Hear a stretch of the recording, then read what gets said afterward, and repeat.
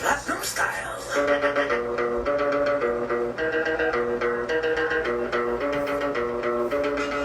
And stop and install back. I stopped it. Hey, how are you?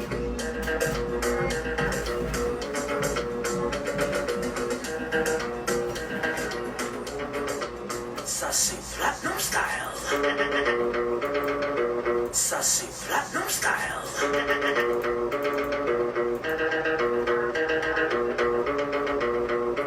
Hey. Big shake de mille tout le temps. I'm good, thank you.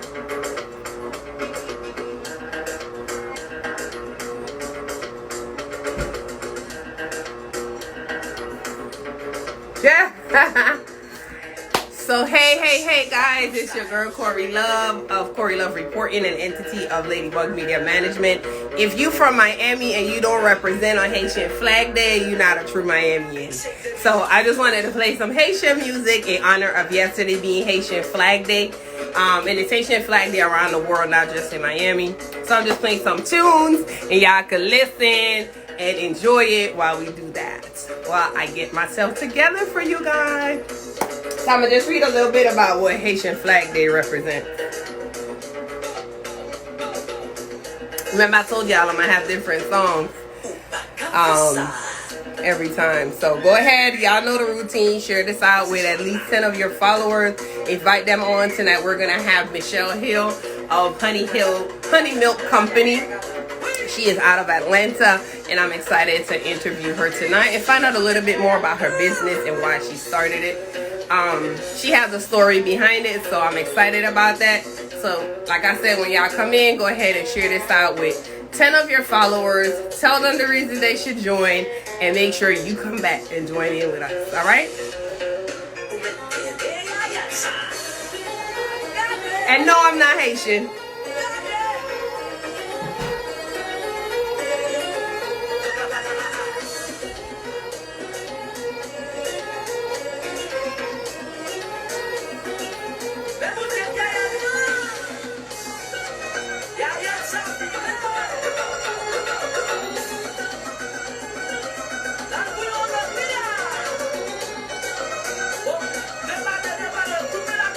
Hey, Yolanda from Miramar.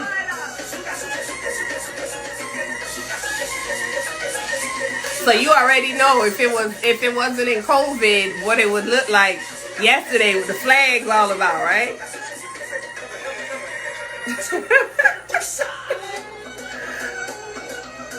I don't know how to dance Haitian, so they got that moves, and they be.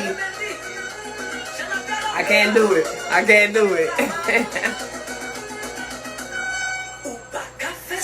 Hey, Queen. Hey, Isha from Alabama.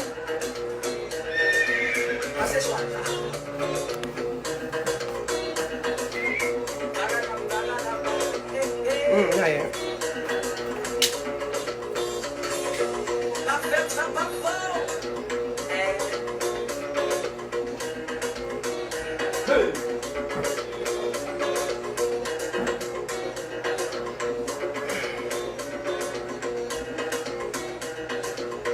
Sassy platinum style.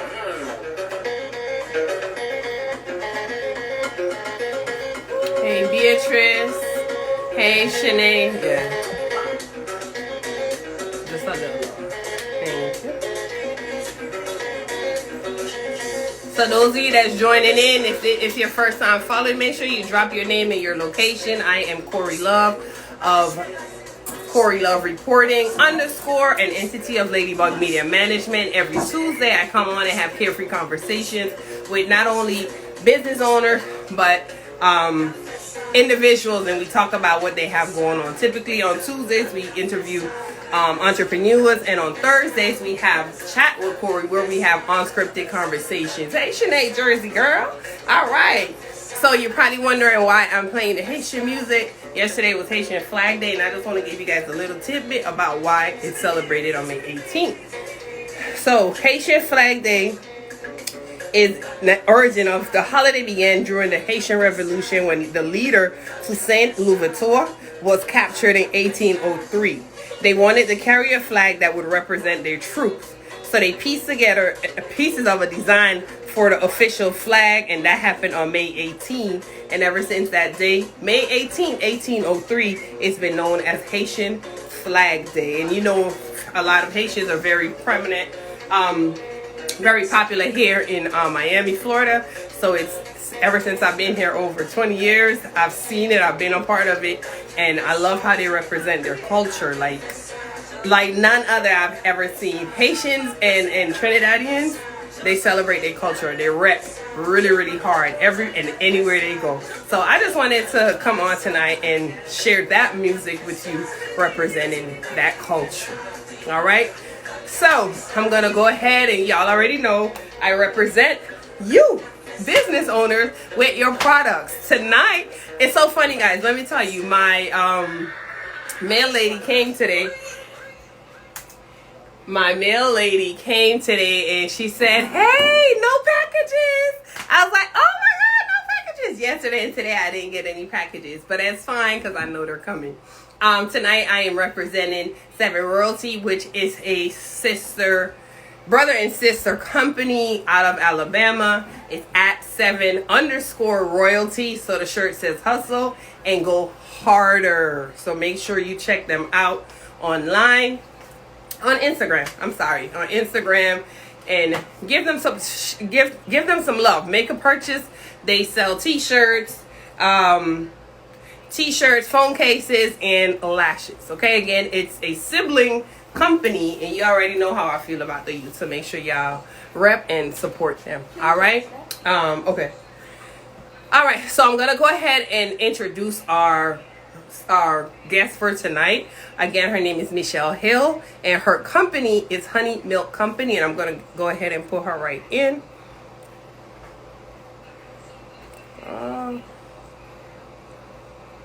Here go Instagram. There it is. Oh, I forgot our trivia. Sorry. Hi. How are you guys doing? I am great. I am loving the background. I know, it's like the shelves are so empty. Like, that's a good thing. It is. And that's a good thing. It's made and being made and in the curing area. So I'll be filled back up soon. Awesome. So go ahead and tell the audience who you are. Ooh, who am I nowadays? Which position, right? Right. Well, guys, I'm Michelle Hill of Honey Milk Company, and I was a professional dancer for like 20 years, completely 20 years, and that's all I knew. I didn't know anything else. I didn't know you can do anything else. I was a dancer. I went to school for dance and all that good stuff, and then graphic design fell into my lap, and then marriage, and then pregnancy, and then all this stuff, and I'm just right here in skincare now, and that's my life. I love it. All right. Being here, we'll talk about that later. But yes, that's who I am.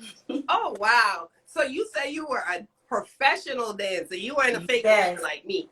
So I went to dance school when I was like, between 11 and 15. That doesn't make me professional. But so how did you get into being a professional dancer?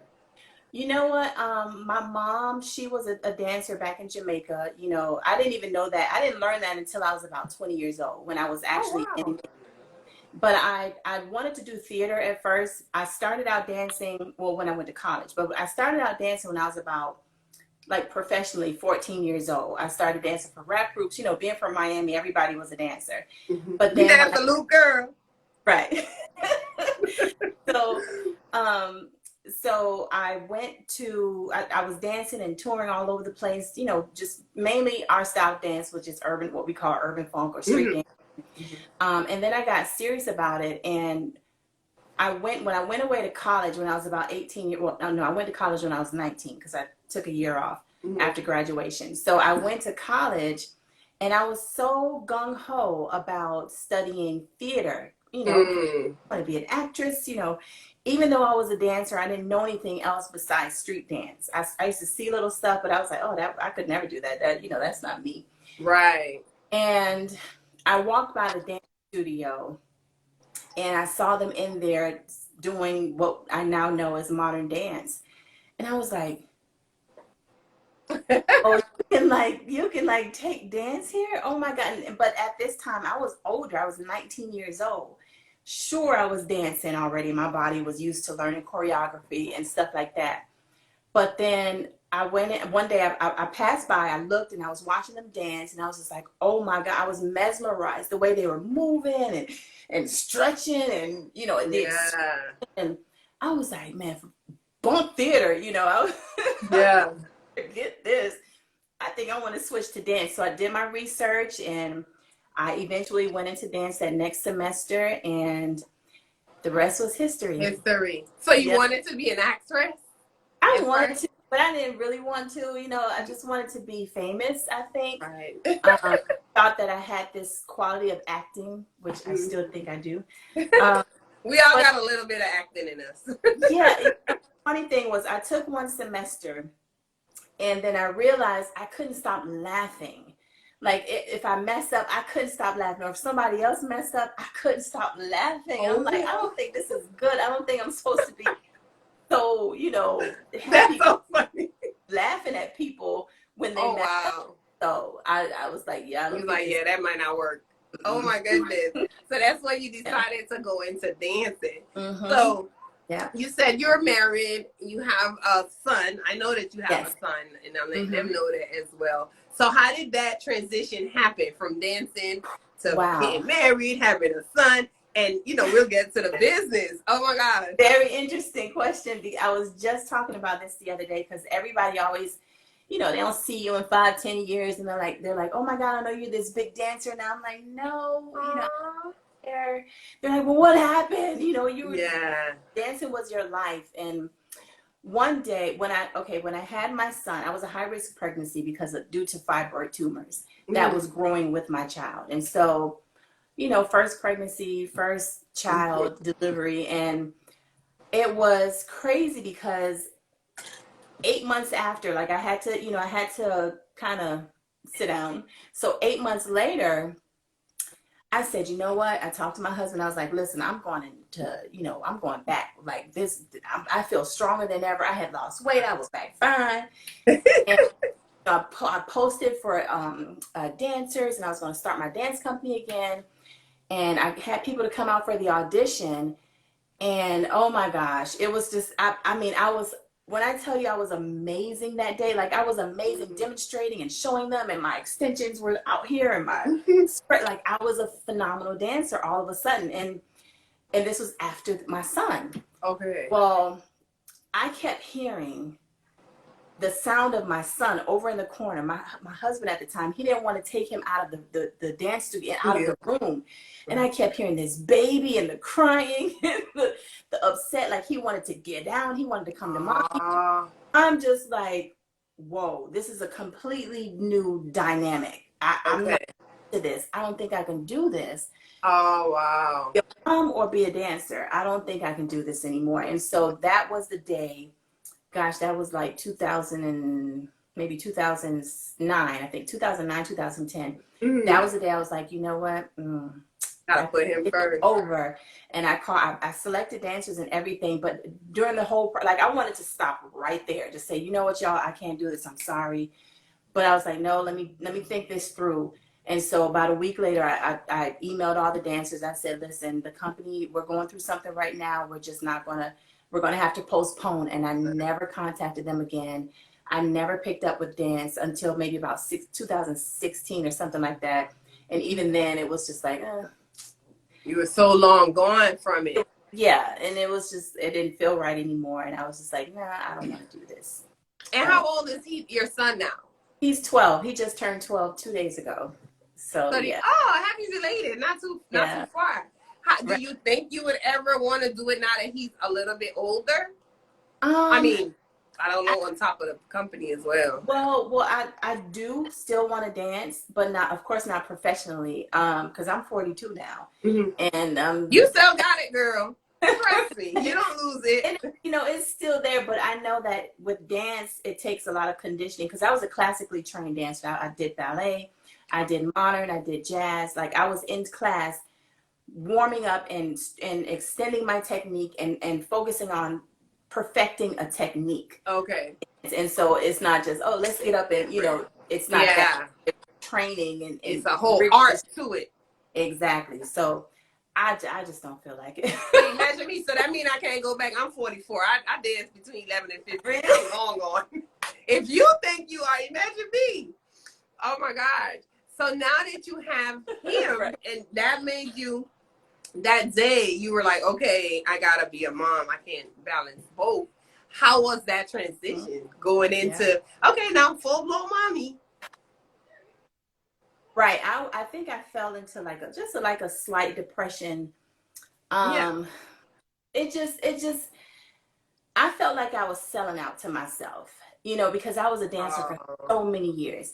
Everybody knew me as a dancer, and I felt like I was I was going to disappoint people. And, the funny thing is, a lot of us as people, we are more concerned with what everybody thinks of us, and we make decisions in our life based off of those thoughts or those assumptions of those Correct. thoughts. You know what I mean? And so that's what I was struggling with. And it was hard. Like, I can't even front. You hear music. My son loves classical music. That's all he listened to, because that's all I listened to when I was pregnant with him.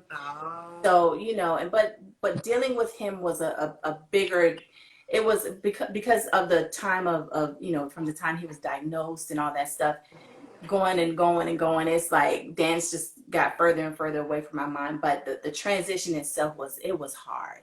Wow. It was woefully hard. It was heart-wrenching hard. But it's so amazing that you picked up, even after all those years, you picked up that mom instinct, like, my baby come first. I love this, but I gotta do this. I never knew it was in me. I'm telling you, as soon as you get pregnant, your mommy mode comes on. And I have 4, trust me. I honestly, I love being around other children. I didn't think I would have 4. It's like, oh, okay. But so you definitely, that mommy instinct kicks in and everything changes. So yeah. Now you said he was diagnosed. What was he diagnosed with? Autism spectrum disorder. So it's a neurological situation in the brain where the easier way to say it, which is my understanding, let's say he's 12 years old. The normal parts of his brain, the parts that we use on a regular basis, the normal part that we recognize as normal, is what he uses less, or he uses it in a certain way. But the other parts of his brain, I don't know how it works, is like genius. I'm practically raising a genius. And so with autism, you have different levels of autism. You have different parts of the spectrum that they fall under. And they can look like just a normal little kid, but they may not like to be touched, or the lights may be too bright, the sounds may be too much. When you talk to them, they have to process the lights, the sounds, the smells in the air, like all this stuff, and they process it as shapes and numbers and all kinds of stuff before they can even respond to you, if they're able to respond to you, because their brain works kind of different than ours. Right. But they use certain parts in different ways. It's fascinating to me. I know. Yeah. But with him, like, for instance, I like to say he was nonverbal until he was about 4.5, 5 years old. Okay. So as a child, he was not talking, he was not babbling, there was no goo goo gaga, like none of that. He was just a real busybody. He would line toys up. Instead of driving the little cars, he would line them up all up in a line across the house. Colors and certain things. He'll take tops and spin them for hours on end. He would walk around and flap sometimes, which is called stemming. So it's just little different quirky, what we would recognize as quirky things that he would do, that the average person wouldn't understand, what it meant, what it means. And how did you How did you pick up on that? Like, what made you realize that he was different? It was, it was, it was so many things. Let me tell you how the universe works, right? In 2000, my son was born in 2008. Mm-hmm. Yeah, he was born in 2008. In 2003 and 2004, I got hired at a school in Kissimmee, Florida, and I was the resource compliance specialist assistant, whatever. So I'm just like, okay, whatever. I just, That sounds so school-like. Right, So I'm just like, okay. So what I was the person that processed the paperwork for the special needs kids, and special needs falling under the category from one extreme to the next, meaning kids that have mental disabilities to kids that are just genius. They're gifted. Mm-hmm. So I was her assistant, and she would process the school paperwork for these kids. Mm-hmm.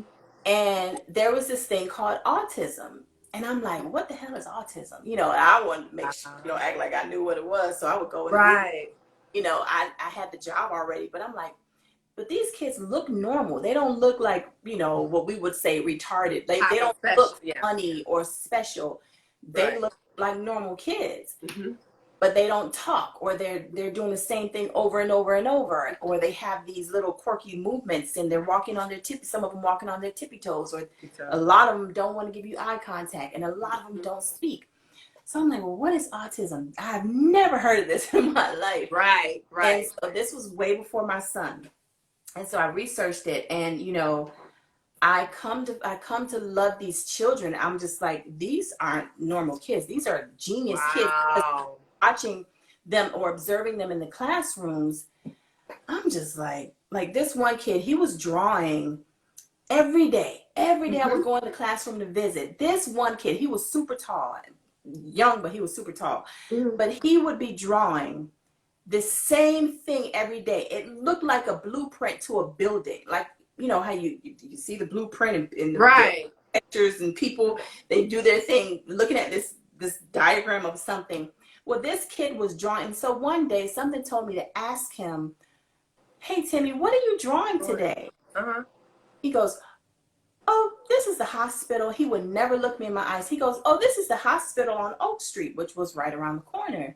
Yeah. And I'm like, the hospital on Oak Street. So I'm seeing just lines and entrances, but it's a frame of the building is what he's building, not the like, it just looks like a frame, but it's right. It looks like architectural work. Yeah. So man, I was just like, oh, okay. He was like, well, this is the nursery ward up here, and this is the second floor, and this is the delivery ward, and this is this, and this is the entrance. And over here is the emergency room. How old was he? I think he was about 13, because it was middle school, about 12, 13, but he was super tall. Mm-hmm. And I was just like, oh, really? He would tell me the same thing every day. He would draw the same thing every day. If I were to look at the architectural plans for the hospital, it will probably look identical. It was scary. So wait, he drew the same thing over every day? Every day. Not adding on. My kid does that. And he would draw, and then he had different big pieces of paper, and he would put them all together, and it was this hospital. And it made sense. I knew the hospital, and he was right on. Like one day I decided to go there, and I'm like, well, man, God dang it. This little kid is a genius. Wow. You ever been there? Oh, just one time. Their memory. So that was his genius. He remembered. His memory. And it's funny you say that. My son taught himself to draw. He fell in love with Angry Birds, and he would draw them to the T, knew all the word, he discovered how to play the game on a touchpad, iPad or whatever, just by watching the game being played on YouTube. You're not seeing somebody with the control. He's watching the game and the different things happening in the game. Give him an iPad with Angry Birds on it, and he plays the game, and he knows all the tricks.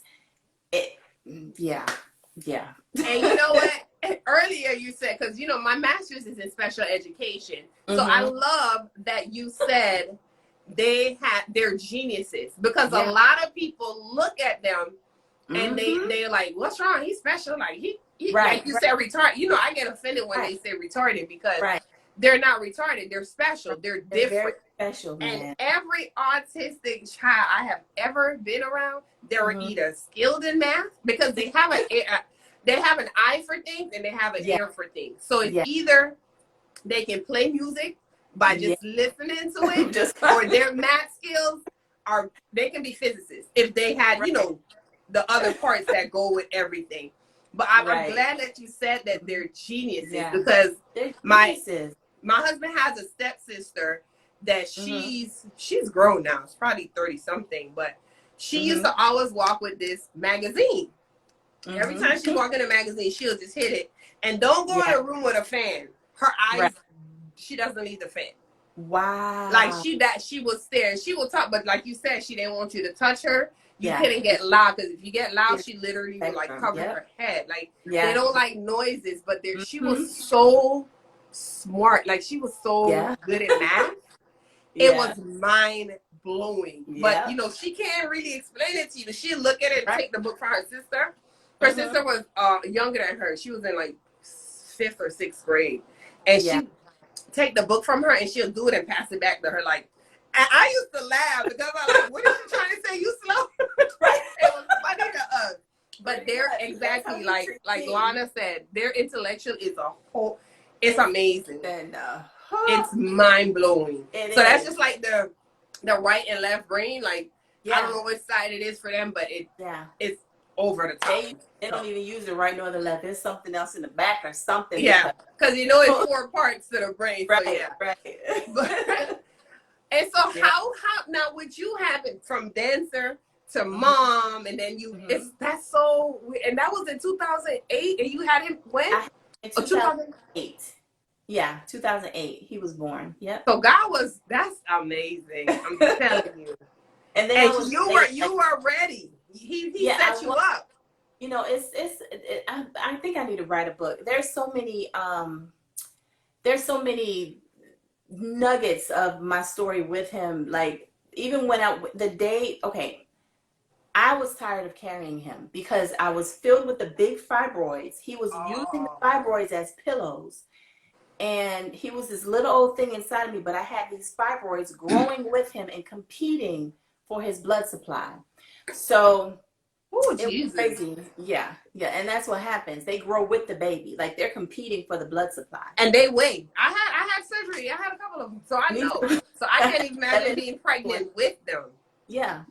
Like they were little things and they just grew with him. They think their life. Like it's crazy. So they were taking all my blood and taking his blood, and so the funny thing was the day of my last because I was high risk, so I was always going to my checkups.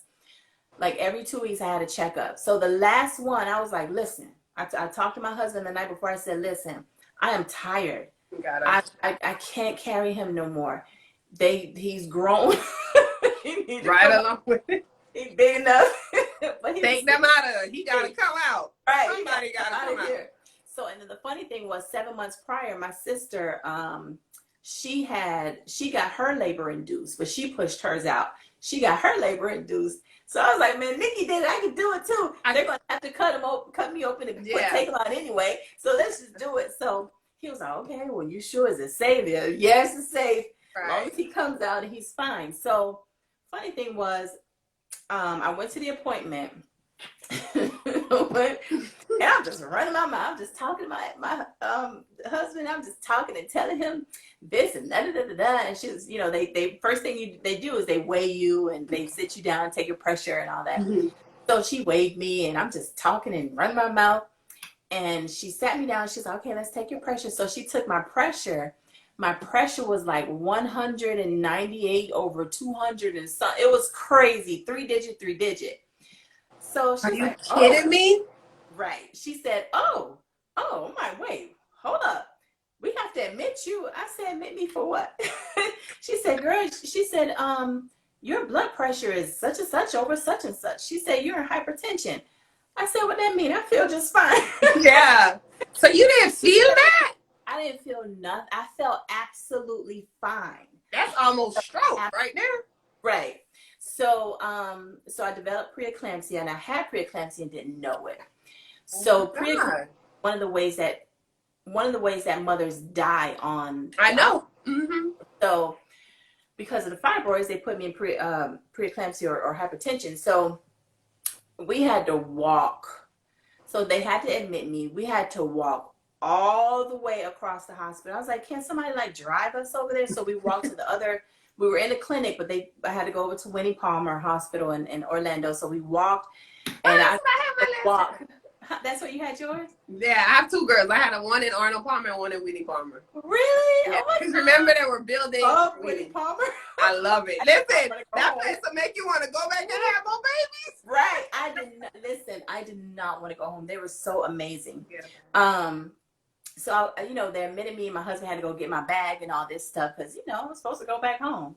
Mm-hmm. But, long story short, the day my mom, she's Jamaican. She was like, so she came that morning because they were going to deliver that morning. So I stayed overnight. They monitored me. They did all sorts of stuff. So she came over. She said, God bless her soul. She said, you eating anything? You ate? I said, no, Mom, I eat. I'm not supposed to eat. She said, no, you have to drink a little tea. Drink some tea. I knew that was coming. I knew that was coming. No, they're not going to know anything. Just come sip some of the tea. You can't have baby upon empty stomach. I'm like, this lady don't listen to me. I knew that tea was coming somewhere up in there. Right. I said, oh my God. So I said, Mom, I can't. So because I had a slice of what we call toast bread. Yeah. Toast bread and tea. I had to wait. So they're like, you didn't you had nothing to eat or anything else? Like, well, my mom gave me just a little bit of bread and some tea. Can't have nothing. Stop. And they could not do the thing until a little bit later, like some hours later. I'm like, yeah. What was it, like 6 hours, I think, right? I think it was like 6 hours. So then it was finally time. It was so annoying. It was finally time. No. I think it was either finally time or before, like when they were doing the whole stop thing. The guy, he was a resident, so he was coming to he was like an understudy or whatever. I don't know. Right. A resident. He was coming to learn, and they're like, well, he's not going to be able to stay for your surgery. And they introduced him, and his name was Noah. My son's name is Noah, and I was like, wait, that's my son's name. Oh my my. So everything's going to be okay. Because at this point, I'm waiting. Like, I came here to have a baby. Like, I build myself up. Don't have me wait now for 6 hours. Right. So his name was Noah. And I was like, you know what, God, thank you. Okay, that makes me know that everything is going to be okay. Even though he was so gorgeous. Yeah. But his name was Noah. And that just made me feel like everything was going to be okay. And, when they shot me up and did whatever, and oh my God, it was a nightmare after that. But yeah. I'm laughing because I thought you were going to say, I knew it was going to be tea, but I thought she would have made you drink some soup too. Because tea, let me tell you something. In the islands, tea heals everything. Everything.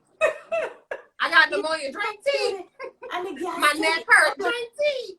Right. Everything is tea. I'm like, Mom, I'm not supposed to. Oh, please. I work in a hospital for 15 years. Oh my God. But you got to love them. You got to love them. Well, oh my God.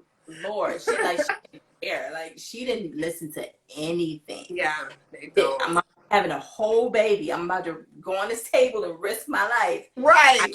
I messed this up. Like, I don't need your tea right now, but I drank the tea and got messed up. Anyway, that reminds me of when the last one I had in Winnie Palmer, that when I went in, they found out that she was breech. They thought she had turned, but she was breech. So I had to have emergency C-section. My aunt, my brother, they were all because they were like, no, you need to get somebody to turn. I'm like, they don't do that. Like, they don't do that. I'm already here. So, right. They know they can. It's different in the islands. They just try to do things so naturally. Yeah. But now you went. He was breech. He turned at the last minute. Oh, he lucky. Completely turned at the last minute. I was like, oh wow. And that's what I was praying for the whole time. But I cried. It was a mess. It was a mess. And Because I had all of them natural. also, when my mom too, also when he came out, I didn't want to see him. Like I felt him like being plucked from my body. Like it was like a pluck. Like I felt pretty much everything, not the pain, but I felt the extreme pressure. Yeah. Came out, honey. They're like, oh, it's a boy, it's a boy. Do you want to see your baby? I was like, no, no. Knew he looked like a little alien or something. Oh my God. The trauma of pregnancy. I don't think people understand. That is so funny. Yeah, I didn't want to see him. I didn't see him until way in like the next day. Are you serious? I did not. I was Steven. So you didn't even you didn't let us. Aww. And my husband, he was like, come on, just please, Michelle, just look, just please. It was, I need to. It was very true. So now you have him. He's 12, and I saw a post you had, and he was your little assistant in the back. Yeah. So how does he play a role with you starting this company? Oh gosh, wow. Being that he had autism, after the diagnosis, I started learning more. I was more interested in finding out what the cause of autism is, and that starts you on a journey. And what you find is so heart-wrenching. And so for me, it was, okay, the vaccinations have played an enormous role in how these kids are developing autism. Come on now, let's talk about that. Yeah, so the time that they come out, they inject them in the foot with the little whatever that is. And everything is new now. Like we used to just get the measles, mumps, rubella, whatever, and chickenpox vaccination. That was it. Now they have like 39 new vaccinations added to the vaccination schedule. This stuff is causing an epidemic with these kids, and so mainly boys. And so I went on search to find out, like, what is this about? Like, if vaccinations can mess us up, what else is messing us up? So I found out the things that we're eating. It started me on a journey of looking into everything, because this is our temple, this is our body. We only get one, as far as I know, right? We only get one, right? And so that started me on a journey to find out, like, if what we're consuming in our bodies to eat, what about what we're putting on our skin? And so the skin is your largest organ, the largest organ. So everything that we have deodorant, we have lotion, we have soaps, we have makeup, we have shampoo, we have all this stuff, perfume, body sprays, polish. We have all this stuff. And all that stuff we've been using and buying for years and years and years and years and years, and still are buying. It goes into our system within 26 seconds. So whatever lotion, let's say I just made these lotions today. I put me some lotion on every morning. My pores are open. I take a bath. My pores are open. Right. 26 seconds for whatever I put on my skin to go into my system. And I'm gonna give you a prime example. An older woman, she said that one day she dyed her hair, and I think maybe about 8 to 12 hours later, she went to use the restroom. She was peeing black. The dye, the dye that she used on, it was a new dye, and I use Beijing, but it was a new dye that she used, and she said it came right on through. So that's how it works. And a lot of stuff, even things we eat. Asparagus, garlic, you smell that when so prime example of that being true, whatever we consume and whatever we rub on our skin, it goes into our system within 26 seconds. And so I was like, you know what, let me start making my own stuff, because I've always been attracted to natural stuff. Yeah. And just now I'm a Virgo, and so I naturally gravitate to more healthier options, more healthier alternatives. Okay. And I'm like, okay, well, if I can make Noah soap, at least start with soap. That's something that, and that's our large, because when I tell you I researched, I learned so much. I just wanted to just stand there like frozen, like, oh my God, I'm scared All to touch these stuff. years. Scared to Yeah.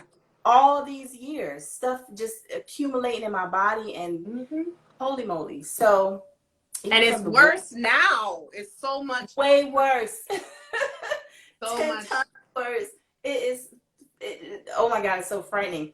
So I said, well, whatever I put on his skin needs to be natural, because I don't want to continue to contribute all these 13-letter ingredients, that we can't pronounce. Right. All that stuff. Yeah. Let me make sure that whatever I give him, whatever foods, whatever, cow's milk, I took cow milk out of his diet. Yeah. He was on 2% milk for a very long time. I was like, nope. Took that out. I gave him almond milk. Now he does coconut milk.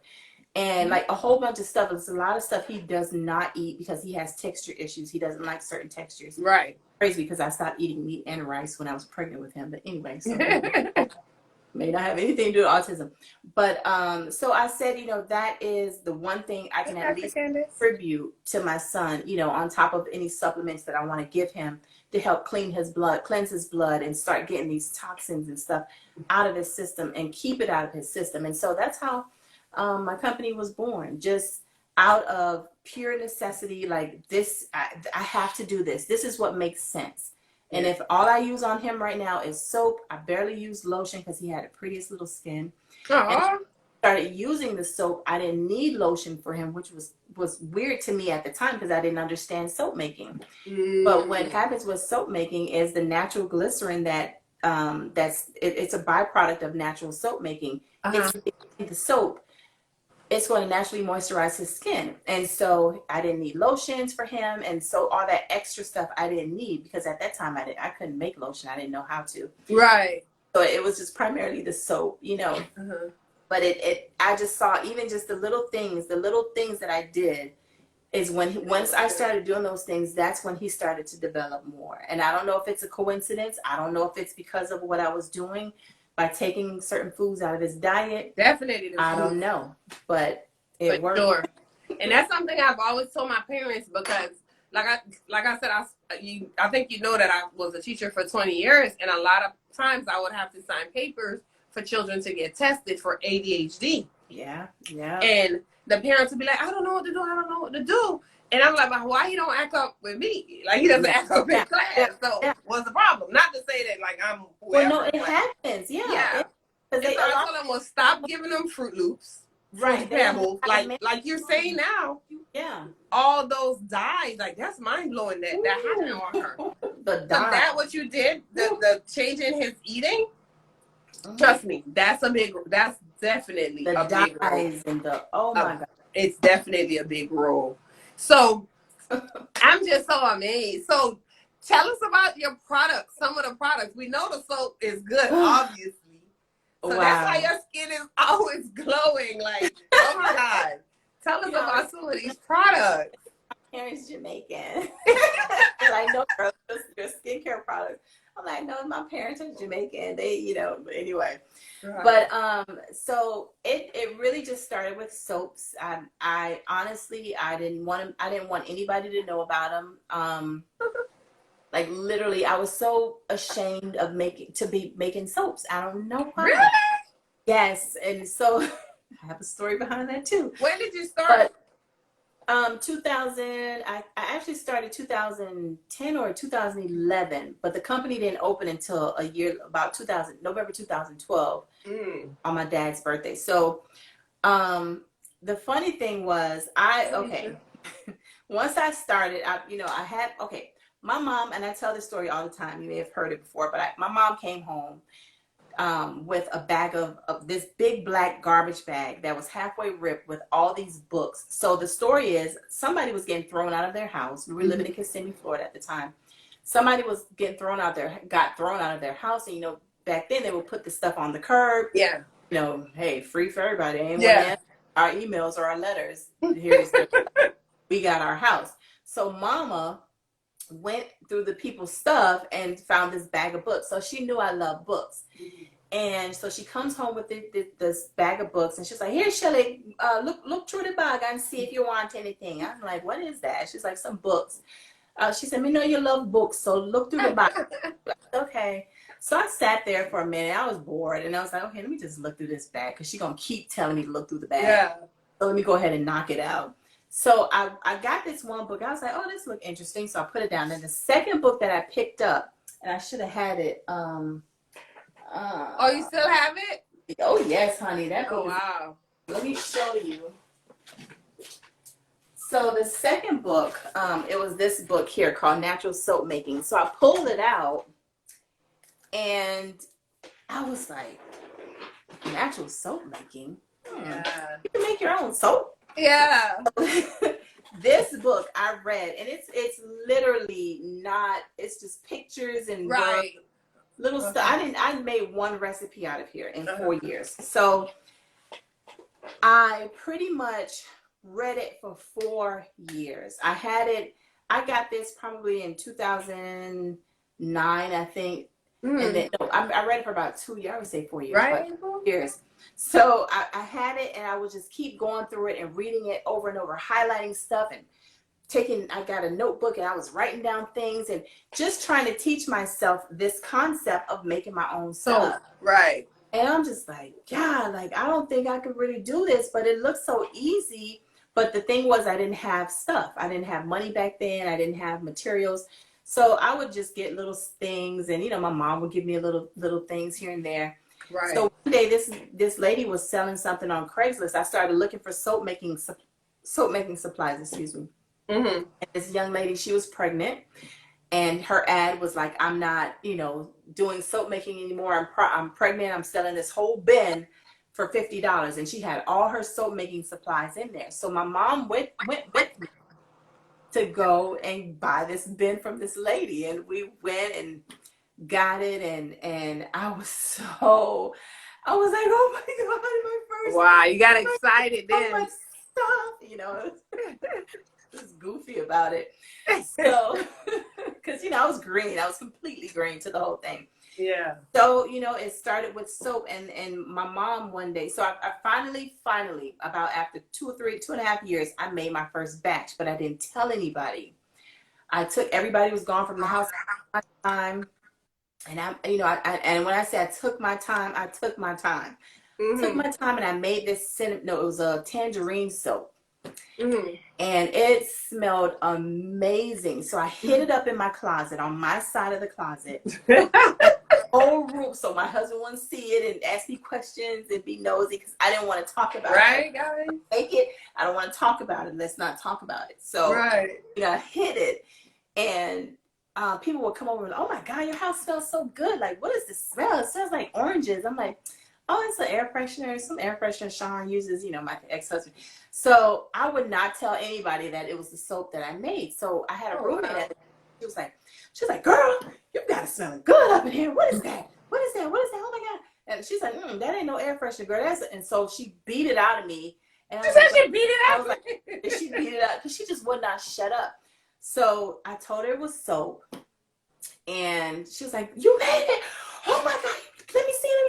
And I'm like, oh my God. So I went and got this soap, and she's like, Michelle, this is beautiful. Oh my God, this is so pretty. You made this, girl.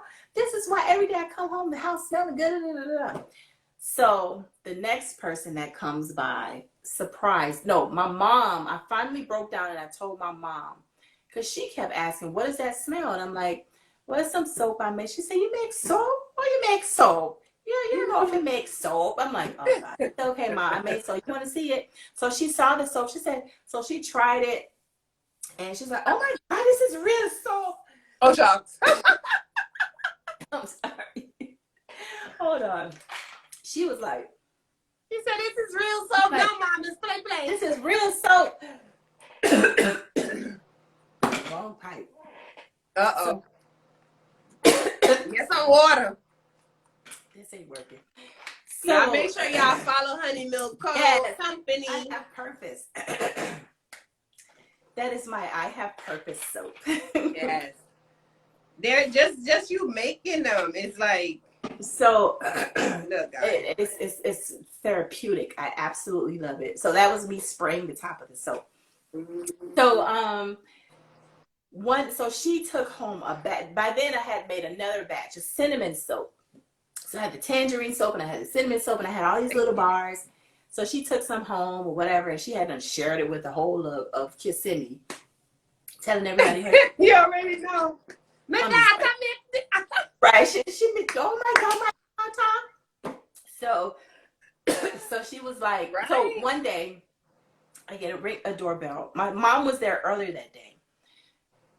And then she left, and then she came back some hours later. So I'm like, oh God, what does she want? What does she want? So I opened the door, and it's my sister, all the way, she was living in Atlanta. My sister, her fiance at the time, my nephew, my niece. I'm like, oh my God, what are y'all doing here? And so they're there for a minute. So my mom, she's like, Shirley, she do her head. Shirley, this soap. Oh my God. This lady talks so much. So she's like, this soap. She said, Nikki, she make this soap. I said, like, oh God. Like, my sister does not care about anything. Right. Everything is stupid to her. She doesn't care. Oh my God. Joke, right? So she was one of those. I was so flustered. I was like, oh my God, she is going to hate it. It's going to be stupid to her. And she's going to talk bad about me. And she's going to call me a grandma because I'm making soap. So she said, go get it. Go get this soap. Go. I'm like, Mom, she don't want it. She's like, oh, let me see it. Okay, whatever. So I was like, oh God, I'm so embarrassed. So I go and get this soap. She just took, okay, I'll try it later. I was like, oh God. Yeah. So, see, she don't even care. So long story short, a week later, about 3 days later to about a good 5 days a week later. So long? Yes. I get a phone call, and it's my sister Nikki. So she goes, did you go on Facebook? Did you see my Facebook post? Did you see my post? I was like, what post? What did you do? She was like, go on Facebook, go see my post. I'm like, oh God. So I don't know what she posted. I'm thinking it's a little baby picture or something with my hair sticking up. Right. So I go and I see this beautiful, I'm trying to look for something that represented the blue that was in this on this rag. It was this blue, beautiful, fluffy rag, beautiful royal blue rag with my white cinnamon soap in the middle with all this suds and bubbles. And she said, oh my gosh, the post said, oh my gosh, I'm loving my new soap from Kiss by Coco. That's what my company was first. It was Kiss by Coco. Make sure you hit my sister Michelle up to get your bar. Yeah. I said, what did you do? My God. Yeah. All these likes, hundreds of likes, comments, hundreds of comments. Where can I get this soap? I'm like, oh my God. You put it out in the atmosphere. You had no choice. I said, this girl put me in a business because I talked to her a little bit about, I want to call the business Kiss by Coco, and there's a story behind that too. And she was like, oh my God, like, you started a business. Like, this is your business. I'm like, Nikki, I'm not ready yet. She said, well, you better go get ready. So I hurried up. Now, in 10 minutes, I designed the logo, and I designed a one-page website, bought the domain name, designed the website, and put everything up and said, and with a picture of soaps and with a sign-up form saying, Place for pre-order. Right. For what did I say? Make sure you join our mailing list. We're launching on such and such a date, which is going to be my dad's birthday. Kiss by Coco will be launching. Flooded everybody. And I went under the link. Hey, everybody, make sure you go to kissbycoco.com, put in your email address. And when we launch, we're going to notify you, and we're going to have a discount. And oh my God, flooded. Wow. Flooded. And ever since then. And everything else is history, honey. So I love that she did that, because you had no choice to go back. Like, you couldn't say, choice. oh, that's not true. I don't do. No, you had to do it. So that was a good thing. So you doubted her, and she put it out there. Look at you. But you see, look at God, girl. Oh, I'm telling you. I said, Nikki, I would never doubt you ever again. I know. She did that. She did that. I love it. That's what you call support. True support. Yeah, and people support you, and the thing is, people support you in different ways. You know what I mean? Everybody's not going to support you the way that you think they should support you. They're just going to do it they do it, which is going It to was work. your time. Yeah. Yeah. But you know, fake Instagram gives us 1 hour and it's 8:54.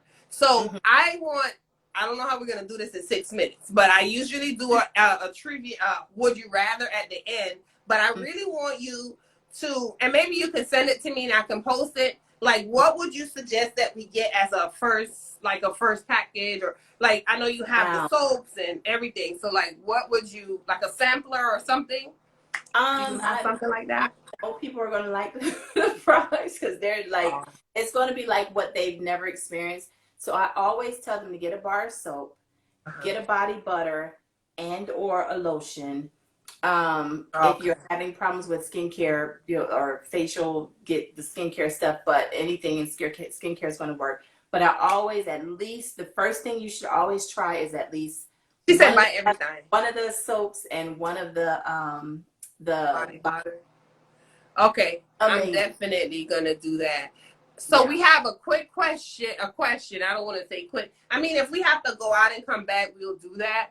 Because I really would want you to show some of the products as well and maybe talk about a few of them. Absolutely. When will your ginger turmeric honey clay mask? Oh, woo, be back. Yeah, the ginger turmeric and honey. I have none in stock right now. I have to keep it on the side, clearly.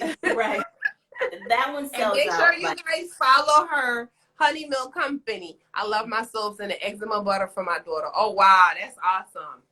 Yeah, that's awesome. Ginger turmeric and honey, that one will be back in stock at least by next week. I'm just waiting on jars because when I tell you guys, I run out like crazy.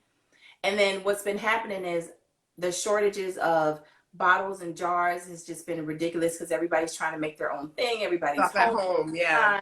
And everybody's trying to make hand sanitizer. Yeah. So for us that have real businesses that need that stuff, it's just hard to get. So yeah, she said she subscribed. So if she subscribes, she'll get a notification.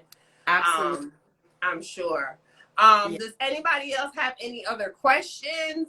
I'm gonna definitely, I think I've already subscribed, but I would like to try that too. Yeah. A soap, you said do a soap and a lotion. One soap bar and at least one of the body butters. Like the body butters are just, if I could take a spoon to die for, eat it, it's like to die for. Really? I don't know how I came up with that recipe.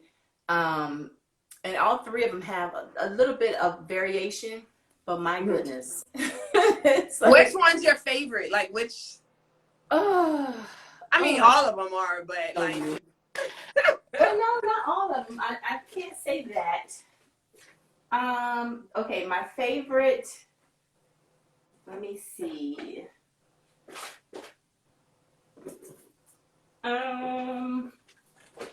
Well, yeah. Okay, so I have.